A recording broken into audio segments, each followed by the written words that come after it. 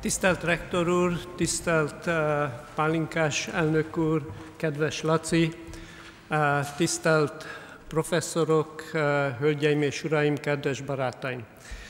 Mindenek előtt nagyon szépen köszönöm a Semmelweis Egyetem szenátusának, hogy engem választott a Semmelweis Budapest rendkívül presztízses díjra. Amikor 1971-ben a Korbonstani Intézetben elkezdtem dolgozni Benedeczky István felügyelete alatt, Eötvös Loránd Tudományegyetem biológus diákkörösként, nem is álmodtam róla, hogy egy mindennapi biológus valaha is Semmelweis díjat fog kapni az egyetemen, de azóta változtak az idők. If you allow me, I will continue in English, as not everybody in this room speaks Hungarian.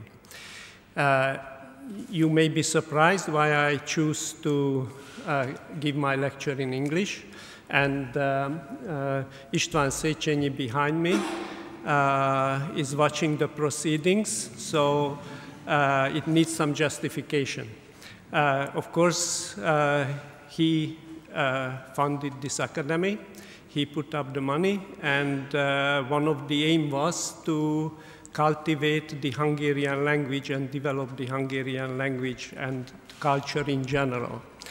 But Széchenyi himself was influenced by England. His visit to England had a great influence on his vision how a modern country should develop.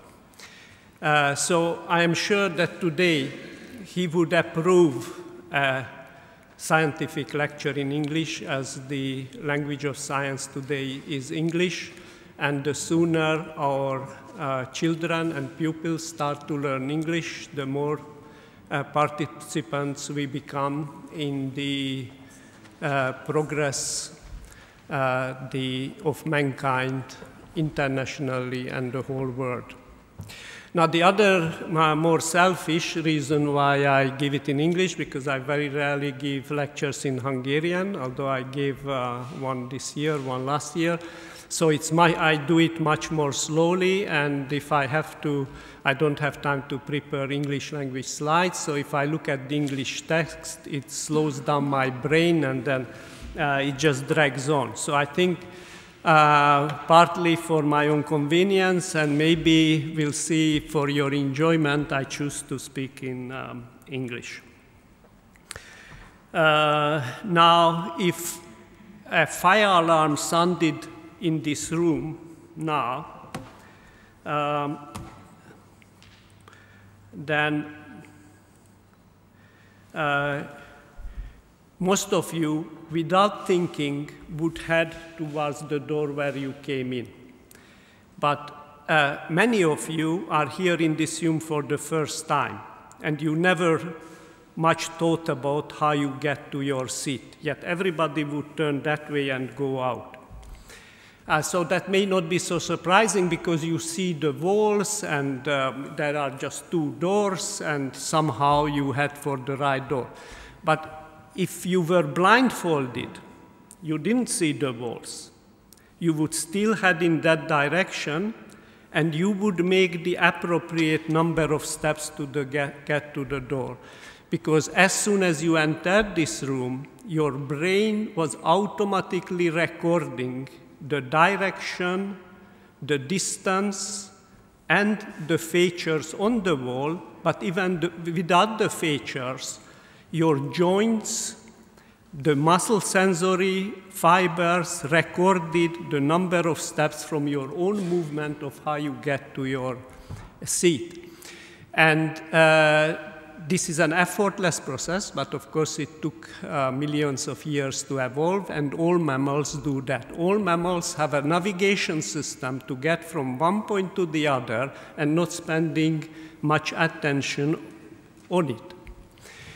And this becomes very apparent when you have the misfortune, like I had, that one member of your family suffers from Alzheimer's disease and gradually loses this ability and cannot find even the simplest location like the toilet in the house, which he or she found very easily previously. And the reason is that you may have heard from David Smith's lecture yesterday that Alzheimer's disease starts in a part of the brain, the temporal lobe, where this navigation system sits.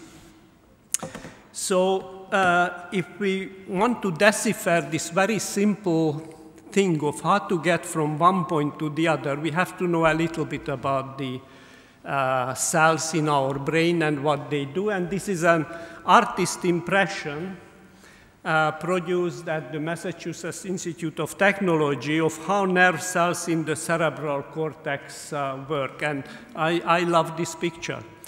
If János Szentagottai was sitting here with us, he would also love it because he would recognize particular cell types among this. But he would immediately point out that that's not how the brain is. This is how the artist thinks the brain is. So he would recognize that one reason why it's wrong, that there are all these empty spaces between the cells, but the brain can't afford it.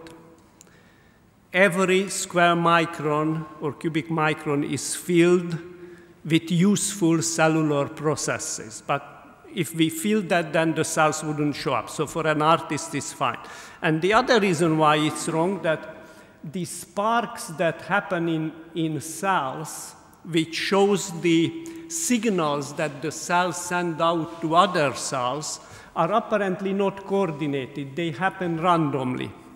And our brain doesn't work like that. The cells are coordinated. And today I would like to deal with this coordination of how the millions and trillions of cells in our brain are coordinated. And we do this in Oxford. And I gave the title Cooperative Chronocircuits in the Hippocampus of the brain. This temporal coordination needs cooperation, just like a good society that performs well, coordinates the activity of all the citizens and all the members who have something useful to contribute to that society.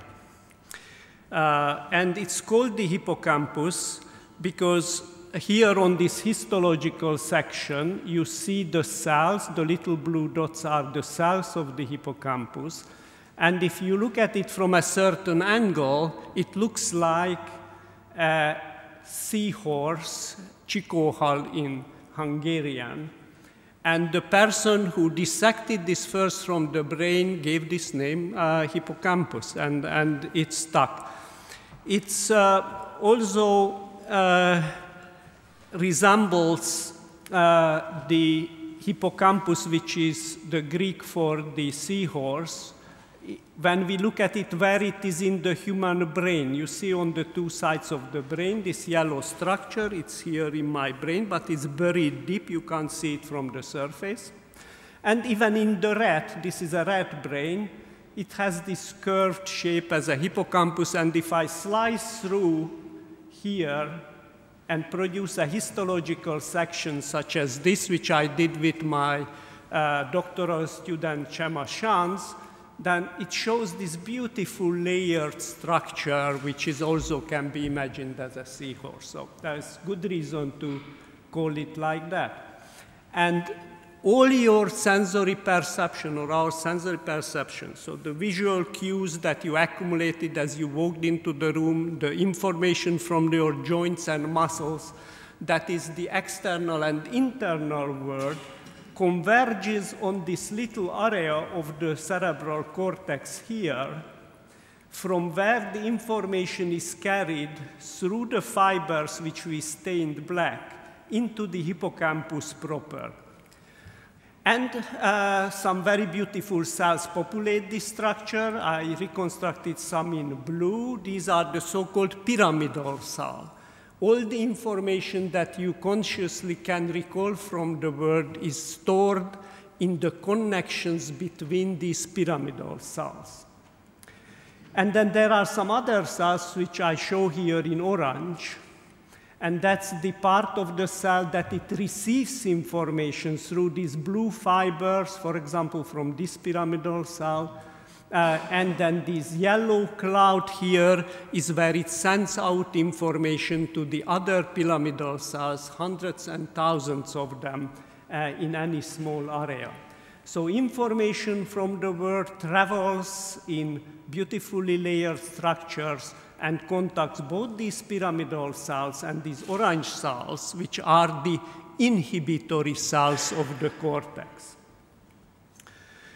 Now, the information got in. What happens if somebody cannot access that information? And the history of science changed when a neurosurgeon decided that this poor chap, Henry Gustav Molaison, called HM. So for a long time his name was not revealed, but now he is dead, so we can reveal it, who suffered from temporal lobe epilepsy, which the neurologists and neurosurgeons amongst them know is a very prevalent disease. And the neurosurgeon decided, this is his brain, HM's brain, to remove on both sides here these two black holes compared to the normal brain, which has the hippocampus age. Two black holes there, both of the hippocampus, to stop his epilepsy. And when he recovered, this is what happened to him. He could no longer learn new things about the world. So if he was led in here to your seat, he would not turn towards the door because his brain never recorded how to get to the seat.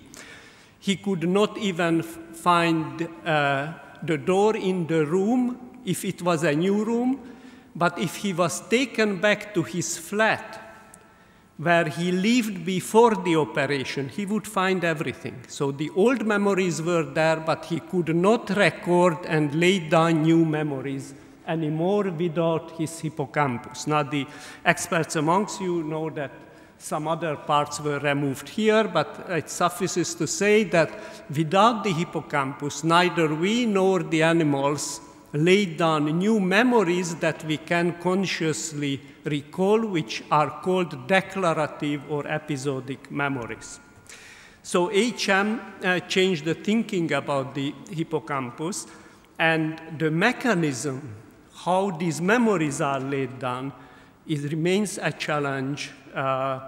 You see, the paper was published in 57, ever since, so 50 years. And I will take you through a journey of the pathway, how information comes into this structure, and how nerve cells coordinate their activity. So those of you who are not scientists or not even neuroscientists, there's just one home take message.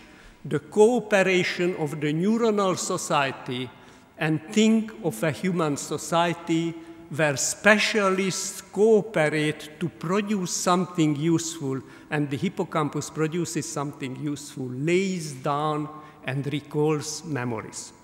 And these are the cells of the hippocampus. I told you they are the pyramidal cells. They are labeled here by Thomas Klausberger in the rat brain, and they are nicely lined up. These big bulbs are the cell bodies where the protein is made, and then it's sent out into these processes where they communicate with other cells.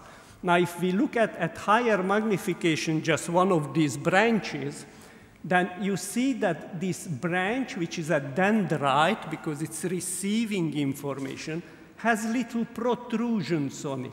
And these are called spines, and each spine communicates with another nerve cell, which releases neurotransmitter onto this spine, a neurotransmitter, an amino acid glutamate. And you see that some of these spines are nice and big, and some of these spines are tiny and small, and some here are even just a little thread. So all spines are not equal. And if you think of your muscles, which one you use and which one you don't use, which one will grow bigger, the one that you use more. So it's as simple as that. The connection which is used again and again grows big and powerful, and the connection that is not used either remains small or it goes away altogether. And that's where memories are kept. In the network of connections of dendritic spines in the glutamatergic synaptic weights. The ones with the large size have large weight, large influence on the cell. The ones with the small size have small influence, and this becomes apparent if I show this on an electron micrograph that I took. So this is that green process here. Now it's blue. This is the dendrite. This is one of the spines. This is the terminal that's releasing that glutamate. These little vesicles hold that neurotransmitter, and this is where the receptors which detect the transmitter are located. And this is a nice big one. The rat used it repeatedly and may stay for the rest of the life of the animal, just as the image of my mother stays with me for the rest of my life. But look at that same terminal also talks to a tiny little thing here in the corner, which is much smaller. I highlight it in blue. So one cell, because this red comes from one cell, can communicate with thousands of other cells, and depending which connections are used again and again, they become strengthened or weakened. So let's summarize now for the non-neuroscientists. You learned everything about the nerve cell. So there are these pyramidal cells. They store the information. Here are these dendrites with the little spines, which have the weighted influence on the cell, which is then summarized in the cell body. And this little part here, this little stick, which here is on a real cell, so that's the photograph of a real labeled cell in the red brain. This little thing here makes the decision, after listening to all the thousands of other cells, whether to send a signal to other cells or not. It's called the axon initial segment. And then the impulse, which is a short voltage change, just 1,000th of a second voltage change, travels down that axon to the thousands of partners with whom this one pyramidal cell is in connection. And look at, if I enlarge this, just how many connections are. In fact, Attila Gulyás at Koki in Tamás Fránc group counted all these connections, and one such pyramidal cell listens to about 30,000 other pyramidal cells. And that was known already by the time of Szentagotay, who tried to put this all in a unified picture into his cortical module. The idea was to define every cell and every connection quantitatively to identify the processing unit of the cortex. The effort still goes on. I just would like to call your attention to a few elements here. So these little triangles here, empty triangles, are the pyramidal cells. There is this black fellow here, LBC, that's called the large basket cell. It's a large basket cell because it forms little baskets around the cell bodies of the pyramidal cells, and it exerts an inhibitory action on the pyramidal cells, which, as you have already learned, communicate with each other through this excitatory glutamatergic connection. Then there is this one. Now you don't need too much persuasion that looks like a chandelier, and that's what Szentagotay called it, the chandelier cell. And that's what Lotzi referred to. That was my first real breakthrough to show that that chandelier cell innervates only the axons of the pyramidal cell. The very same domain that I just told you makes the decision whether to send a signal out or not. So anything that influences that part of the cell has an influence on the cortex, probably the largest influence. And I will dedicate most of my lecture to that, but there is no time to go into too much detail. So please, that just this month, in November, Magyar Tudomány published my historical summary of the story of the chandelier cell and how that illuminates not only our mind, but also the limitation of our knowledge. So go and read it. It's free on the internet. So now we have learned all what the hippocampus is. Now let's see what it actually does. It lays down memories and helps to recall them, but how? We can't do that without recording what the nerve activity is. And here, Thomas Glasberger put a small glass capillary next to one of these cells, a capillary of 1/1000 of a millimeter thickness, and listen just one of these cells. You will see many such records. Each vertical line is one of those signals, those 1/1000 of a second from now, I will say it's a millisecond signal that travels down the axon of the pyramidal cell. But he sees not only the activity of the cell, but he sees that the voltage in the extracellular space changes rhythmically. It's a beautiful wave, and it's called the Theta Rhythm. And this happens when the animal is exploring the environment or sometimes in sleep, but the world is continuous around us. So who makes the brain rhythmic when the signal is flowing in continuously through our ears, eyes, touch, everything? So there is something very beautiful in the brain that makes events rhythmic, and if you observe this one cell, it always sends out that signal when that rhythmicity is lowest, so that is the downward pointing direction, which is called the trough of the Theta Rhythm, the trough of the Theta Rhythm. So how is this rhythmicity created? First, let's see a real one. And this video was made by Demieux-Lapré just 2 years ago under the supervision of my friend Thomas Klausberger in the unit. And you see several signals, and you see a rat. I hope you all see a rat here in the corner. When I push the button, and if God with us, then the rat starts moving. And the capillary, which records the activity, is next to a single cell. So here you will see the signals by a single pyramidal cell. Here you see that beautiful sinusoidal rhythmic activity next to that pyramidal cell and also in another place. And this uppermost shows the movement of the animal. But what I want you to observe and try to find out when and why this one cell starts to send out signals here. And if you don't find it out, don't despair, because it took 40 years before people realized what these cells encoded. And some very dedicated and very good people.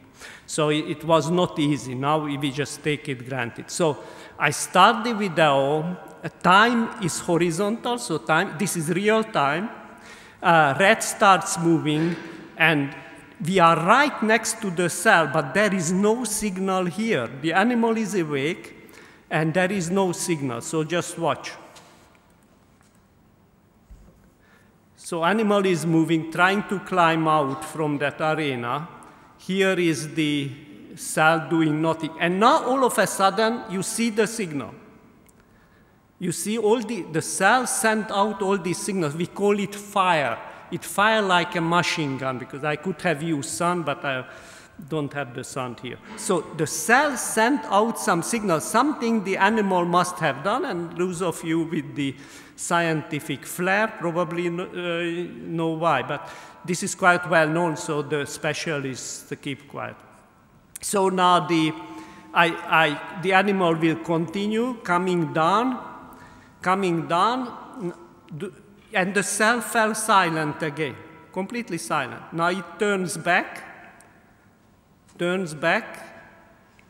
its nose is now pointing that way, and the signals appear again. It's moving up, more signals, and the signals will be sent out as long as the animal's nose is in that corner. So this is what one pyramidal cell does. Because of the time, I don't have too much time for this. Each signal is marked by a red dot, and you see that all the signaling is done here. The green lines show where the rat was walking around, and it only sends out signals, fires in this corner, and it fires rhythmically in relation to this rhythmic theta rhythm. So just, you don't have to watch the animal anymore.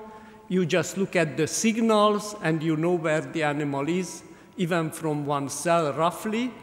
And if you have 100 cells, then you know within 1 centimeter where the animal's nose is. But the animal uses many thousands of cells, so it knows where every whisker tip on its face is. So this is one of the part of the navigation system, and Demir recorded this, and we know it's a pyramidal cell because after recording, he actually labeled this cell. And here is the one single cell in the pyramidal layer. He reconstructed it, and because he labeled it, we can now interrogate that cell for molecular expression of the molecules used in communication. And here are 3 molecules. You don't have to learn the names. But there is nothing much new about this. This was first described in 1971 by the genius who still works in London, John O'Keefe, who discovered that cells in the hippocampus code for places. They code for other things as well, but first, and he called them place cells.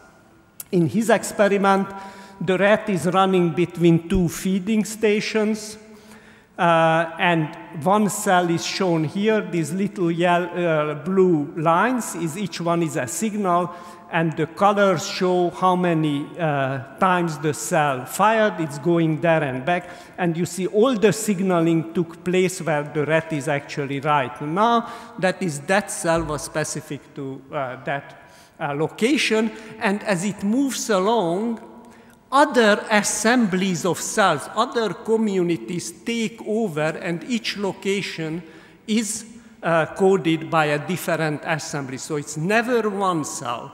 It's thousands of cells, which we call a cell assembly, a cooperative community of cells. Now, here the thing gets a bit more complicated, because not only that each assembly has a time on the root when it's coding that direction, just as your brain did in this room, but within one of these extracellular voltage changes, which is 100 to 150 milliseconds, several of these assemblies are active, 6 or 7, consecutively, and they appear in the order as the animal progressed along the route. So the green assembly is in the past because the rat is already here. This is time. And during this voltage change, where the rat have been in the past, appear in the descending phase, where the rat is at present, is at the trough, and where the rat hasn't been, where it's going, already appears as an assembly of cells on the ascending phase, which means that if a rat runs for 5 seconds, its brain displays that within 100, 150 milliseconds, compressed in time. This is a sequence of events, and it's not only a route. The sentences I am pronouncing to you now are a sequence of words, a temporal sequence, which my brain, before I am able to articulate it through the muscles and words, has already displayed in my mind, time compressed in a theta rhythm. So what this mechanism depends on? It's none of my work so far. This mechanism depends on the cyclic change in excitability of the pyramidal cells.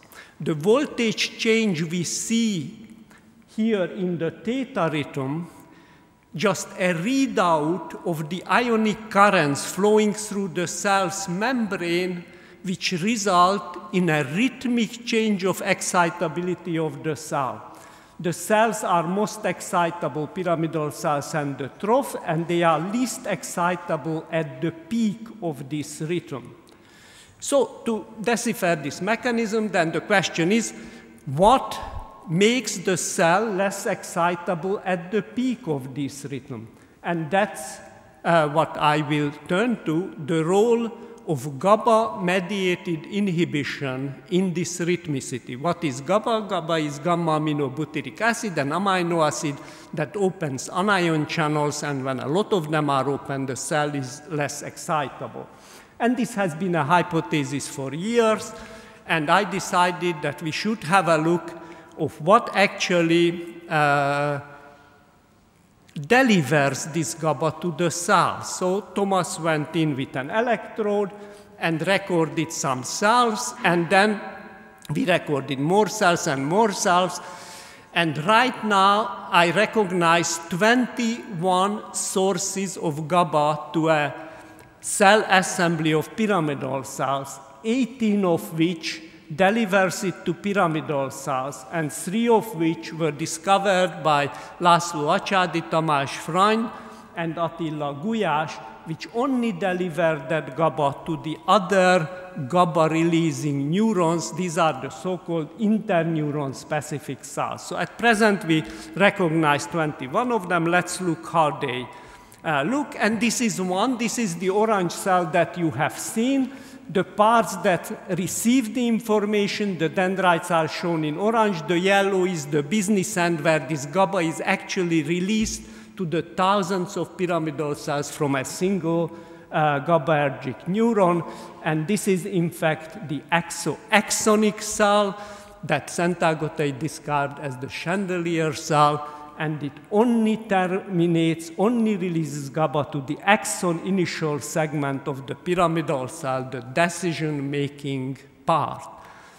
And the question Thomas and I asked, when is it releasing that GABA? Look at the signals, the spikes, they are lined with the peak of this rhythm when pyramidal cells are least likely to fire. So there is a reverse correlation between the pyramidal cells firing at the trough and the X-axonic cells firing at the peak, which is consistent with an inhibitory role on the pyramidal cells.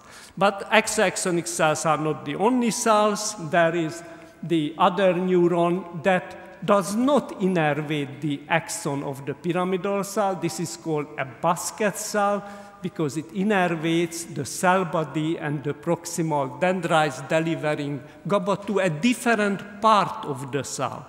And this different part also goes hand in hand with a different time of release. These are the signals now, and they are on the descending phase of this theta rhythm.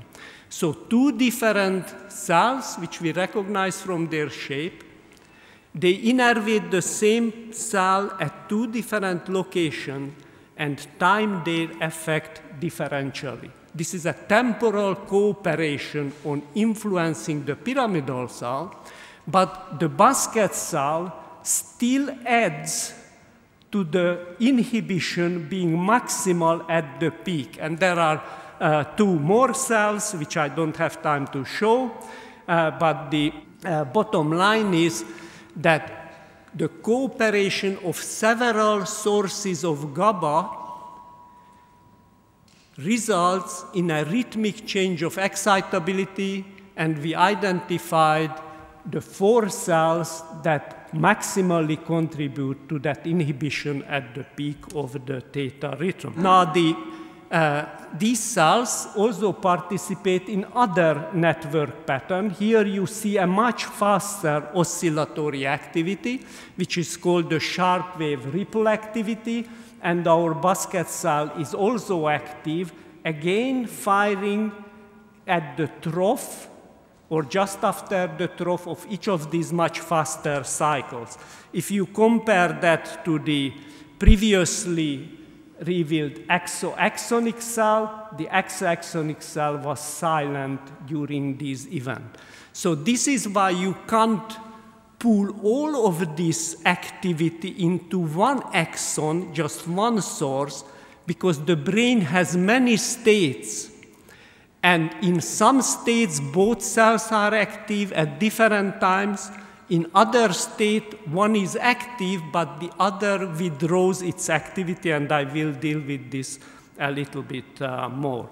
So the answer to our question, why do pyramidal cells fire less at the peak of the theta rhythm? Because a cooperative perisomatic inhibition by 4 GABAergic cell types is maximal at the peak of the theta.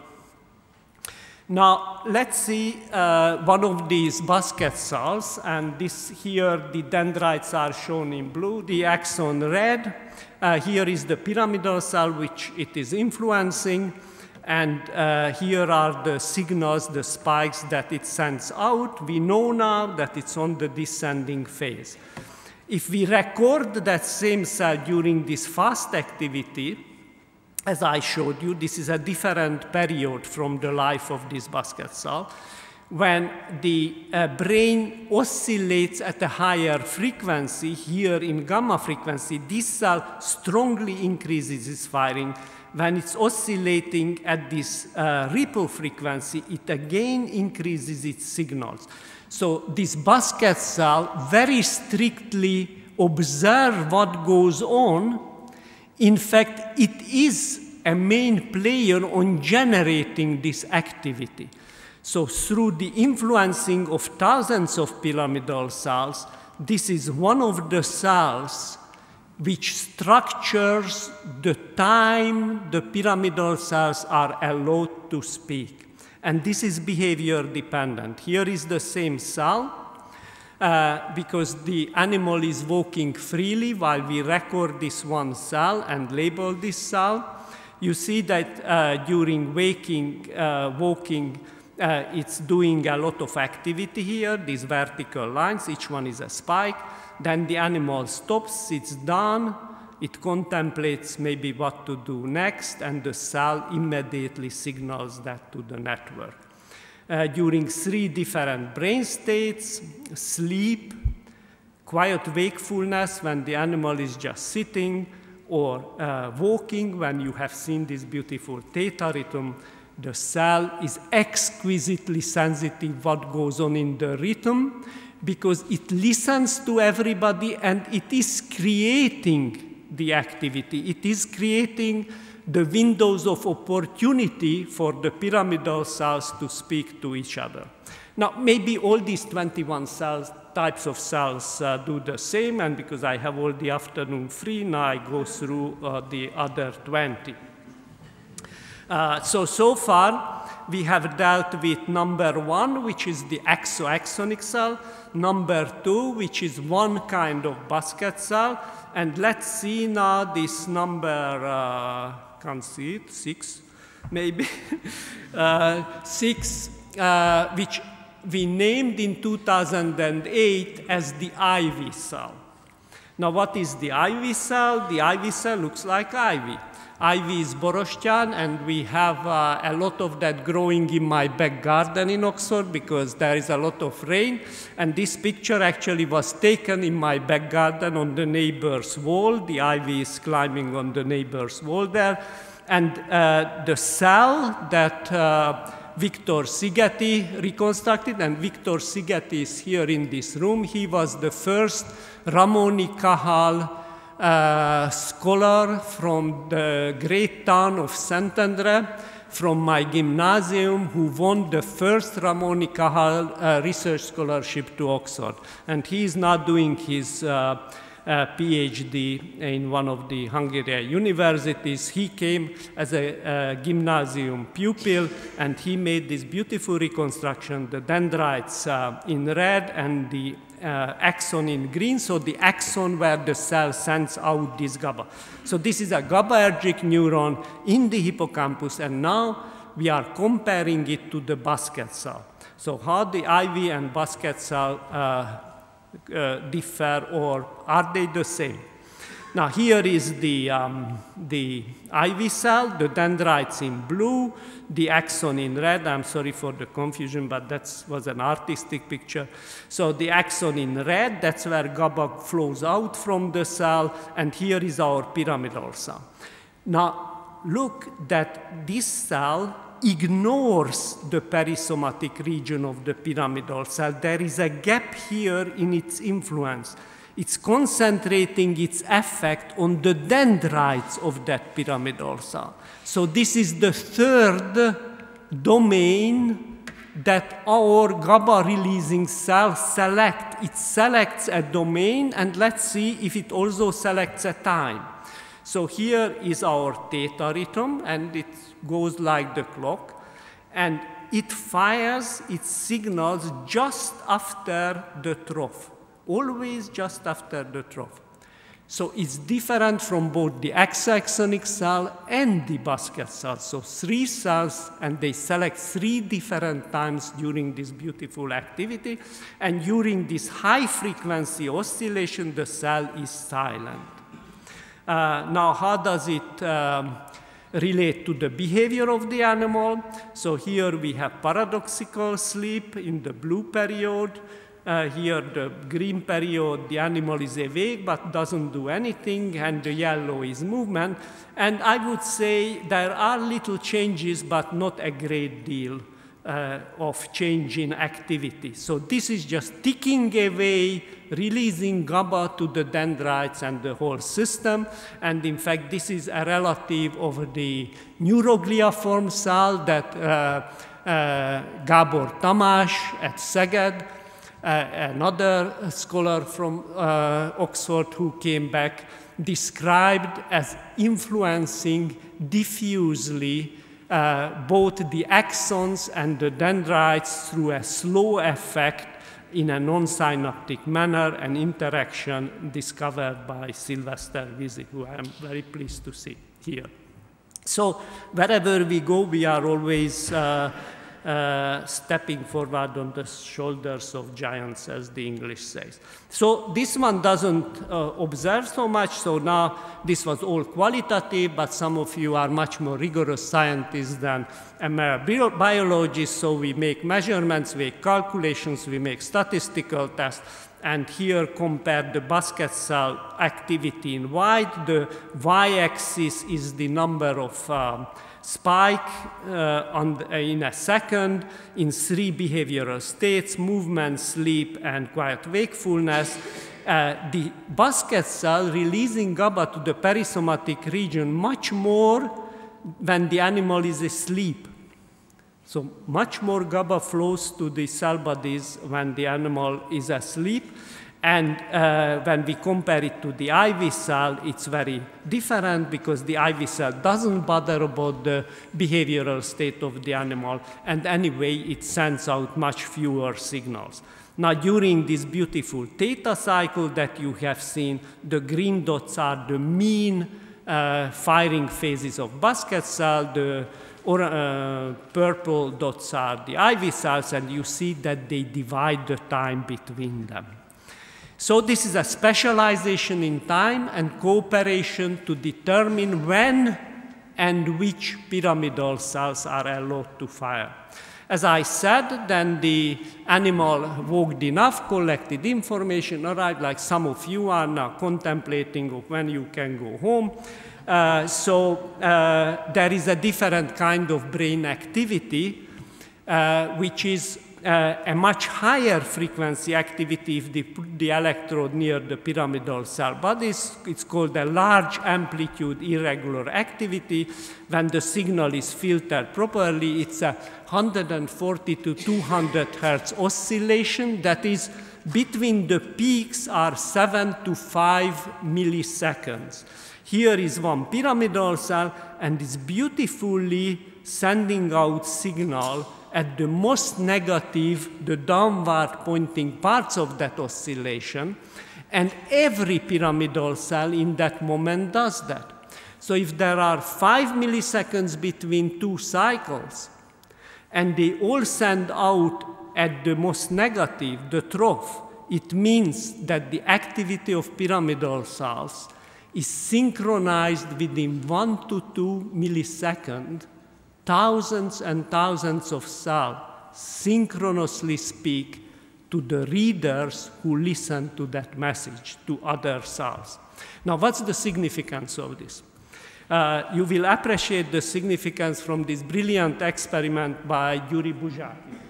Although others contributed to this, nobody demonstrated this so beautifully as he did in this paper in 2007. So look at the middle panel. He shows these signals that I showed you from 13 cells, 1 to 13. Animal is running left to right. This is 5 seconds in the animal's life. They ordered the cells, so this is the computer selected the cells according to the position in time. So number 1 speaks first, number 2, number 3, etc. There's a beautiful order here. But I already told you that that's the job of the hippocampus, to record temporal sequences. So the animal is moving within 5 seconds, different cell assemblies come up, coding for that route. The real beauty comes here. Before the animal would start that journey, most of these cells also discharge. I expand that period, which is 1/10 of a second here, and look at the order of the 13 cells. It's the same as they will do in 5 seconds, but it's only 1/10 of a second. That is, the animal's brain displays the route that the animal traveled before it would do it. Now, you know from your own introspection that it's not so difficult to imagine which way you will go for 5 seconds in much less than 5 seconds. So we think. We can't ask if the animal is thinking. What Buzsáky and Diba did, they measured what the animal is thinking. So the cells display in that sequence, in the same sequence, and then the animal arrives at the end, it gets some food, sits down again, and the same cells speak up again. But in which order? Now in the reverse order. So the cell that spoke last speaks first. They display the sequence where the animal is coming in the reverse order. And this event, when this happens, is called the sharp wave. Buzsáky named it sharp wave, and John O'Keefe, who simultaneously discovered it, called the ripple event. And furthermore, Buzsáky showed that in the hippocampus, it is generated in the so-called CA3 region. What is a CA3 region? It's a very similar part than the CA1 region. So far, everything I showed you was the CA1 region of the hippocampus, and it receives a strong input from these pyramidal cells in the CA3 region through these axon collaterals, which were discovered by Cairo Schaffer. They are called the Schaffer collaterals. So this is a glutamatergic input from pyramidal cell to pyramidal cell, and we have the same machinery in the CA3 region as we have in the CA1 region. So the CA1 region, you already learned, pyramidal cells speak during the ripple, so do basket cells.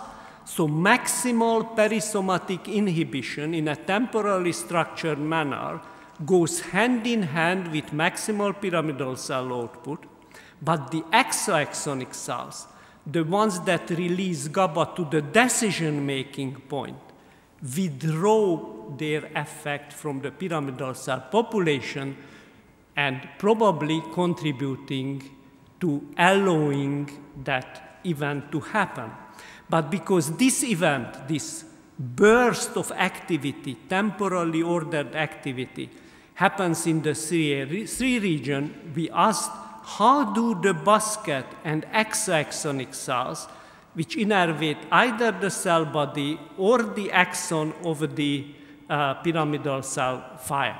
And this is one of the CA3 basket cells. It's a basket cell because it innervates the cell body and proximal dendrites of pyramidal cells. So we recognize it from its shape, and Balint Lastozzi, John Tucker recorded it together with Thomas Glasberger. So we are looking only now this very fast event, the ripple oscillation.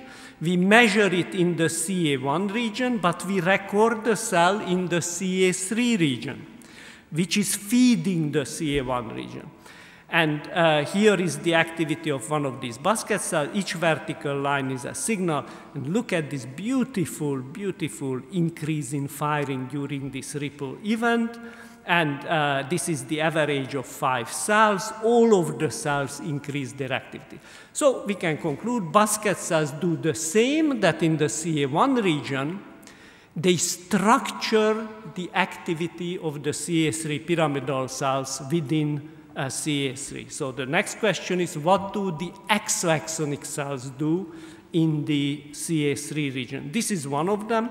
Here the dendrites are multicolored because we coded them according to their laminar location. These are the dendrites, and this black is the axon. So this innervates the decision-making part, the axon of the pyramidal cell. Tim Viney and John Tucker and Balint Lastozzi recorded several of them, and each one of these red periods in the animal's life is one of these high-frequency oscillations now in the CA3 region.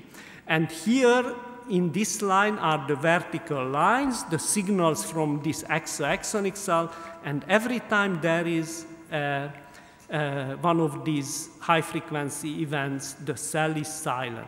Every one, the cell never speaks, although it's ticking away quite well in the rest of the record. So in the CA3 region, also as in the CA1 region, the exoaxonic cells are inhibited. Here is the mean of 3 cells. This is time. This is the ripple event in the CA1 region.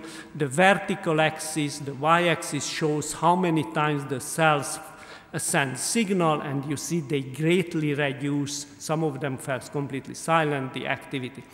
So not only in the CA1 region, but also in the CA3 region, the GABA release from the initial segment is withdrawn.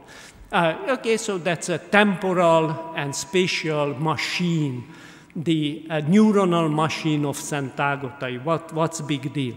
The big deal is that you have already seen that during this high-frequency event, the brain practices the behavior that's going to take place. And these events happen most frequently during slow-wave sleep. During slow-wave sleep, we consolidate the memories that we lived through and the animal lived through during the real awake behavior. So the event of the sharp wave ripple event is the key to understanding memory consolidation. Now, if that's true, and the withdrawal of GABA release from the initial segment is needed for memory consolidation, then what inhibits the exoaxonic cells? So what forces them to stop firing during that event. And that has not been revealed so far. And I'm proud that this is the occasion, the Semmelweis Budapest lecture, when it's shown first to public, that Tim Viney in Oxford made an incredible discovery. And that's shown here. So this is our exoaxonic cell that fell silent during the Ripple event. Here is his experiment.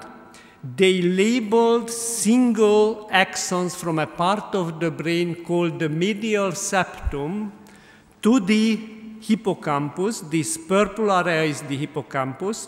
The little black holes there are the pyramidal cells. We didn't stain them, but we stained some of these GABA-releasing neurons purple. So these patches are single nerve cells which release GABA. But there are many of them which express this protein for which we stain. So the axon comes from medial septum, and we know from the work of Tamás Freund that they release GABA. This little window is shown here at higher magnification, these three cells, and you see they are different because these two have white nuclei. They have white nuclei because we labeled them for another protein. Now, this axon only targets, these are those nerve terminals which release the GABA, the one without the white nucleus.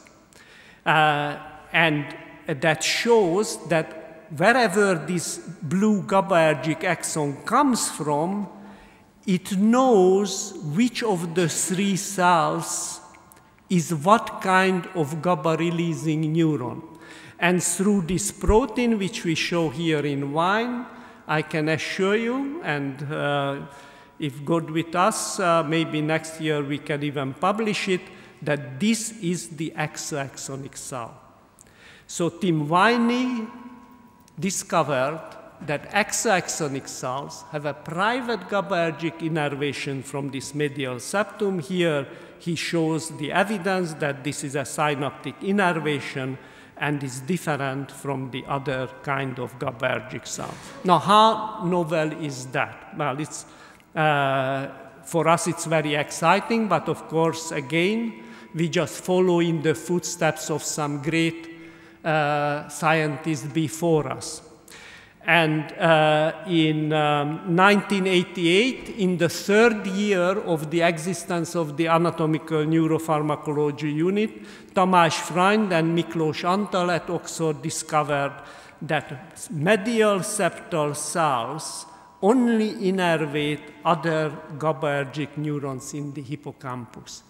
And now, I don't even know how many years, at least 20 or 25 years later, we found that they not only innervate GABAergic cells, but they know which one to innervate. And the exoaxonic cell has its private GABAergic input from the medial septum, and this could be the key to memory consolidation. So what is the conclusion then? We can update the hypothesis of Yuri Buzsáky, who predicted many years ago that this high-frequency oscillation can happen because pyramidal cells are disinhibited. I can add that it's a necessary condition of this high-frequency event that the exoaxonic cells are silent. And it's possible that exoaxonic cells, Szentagos chandelier cell, is the key to memory consolidation. Now, what have we learned? What I try to illustrate with this, I lost track of time, but I usually do, so maybe my hippocampus is not that great anymore. The take-home message is that there is a cooperation of specialists, a cooperation of experts in the neuronal network, both in space and time. And differentially placed and timed GABAergic synapses from specialists contribute to the spike timing of pyramidal cells. When we set out on this program 35 years ago, we wanted to explain that beauty in the brain that Szentagotay revealed to me with some simple invisible, because the visible is very complex as you see it from the shape of the cell. And I thought that the simple invisible is time that drives these specializations. Now that's proven beyond doubt, but time doesn't prove to be simple in the brain. Finally, I would like to thank my very talented colleagues with whom it has been a very stimulating journey. Thomas Klasberger, Bálint Lasztóci, Linda Katona, and Tim Viney did some of the unpublished physiological recordings in the anatomical work. Linda Katona, Michael Crum, Kristina Detzner, Artur Koroknai, who is here, István Lukács, and Tim Viney helped me. Thank you very much.